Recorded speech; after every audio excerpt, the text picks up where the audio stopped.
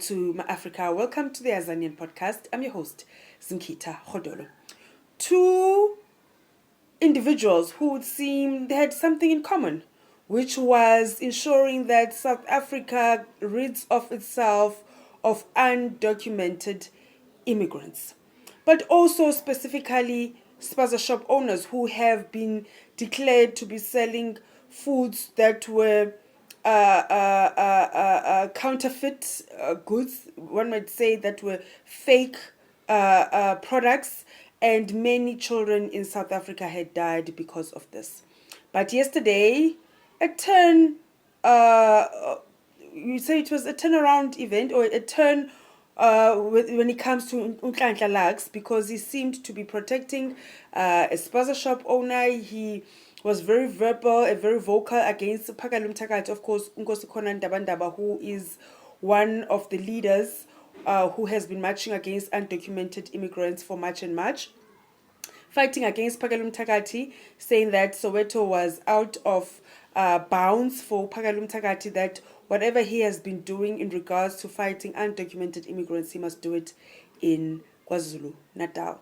Many confused by Nhlanhla's turn of attitude, because he very much was very vocal, very much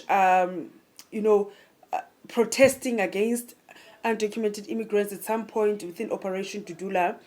Of course, Zandile Dabula has also been spoken about Nhlanhla's turnaround before, saying that he seemed to have infiltrated Operation Dudula. He's not really for South Africans when it comes to fighting undocumented immigrants. Well, if it is by what we saw yesterday, then it could be true, because he was completely against Phakela'umthakathi going to that spaza shop. He was against Phakela'umthakathi being in Soweto, saying Soweto is ikasi lakhe and it's out of bounds for Phakela'umthakathi, who we know, of course, hails from KwaZulu-Natal. There seems to be a divide, of course. This is well known in South Africa amongst citizens, in how the issue of undocumented immigrants is addressed, but very much you find a majority saying that there is a problem with immigration in this country, that immigration and our borders need to be addressed seriously. We need to tighten the borders, and we need to clamp on those who are in this country illegally and those who own businesses. Particularly, it has been said, be it spaza shops or factories, that those informal trading belongs to South Africans.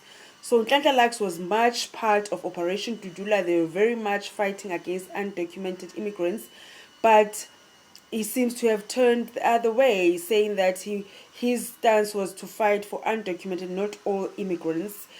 He said in previous interviews. But yesterday, there's a bit of confusion. One saying that, remember, Soweto is not ikasi Nhlanhla, it's ikasi of millions of our people.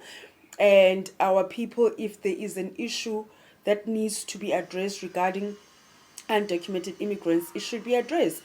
But for him to say that is ikasi, like as if he owns, so Nhlanhla doesn't own Soweto. Nobody owns Soweto. South Africans own Soweto.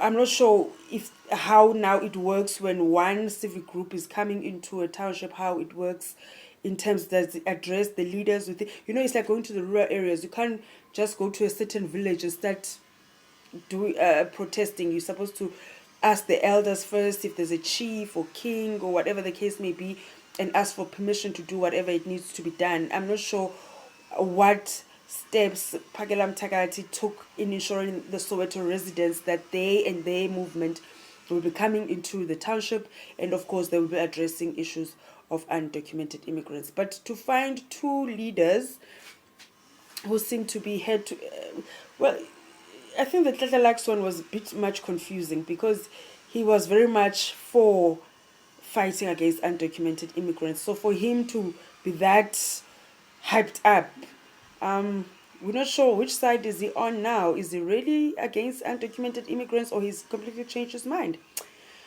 We'll keep you more updated. My Africa is late.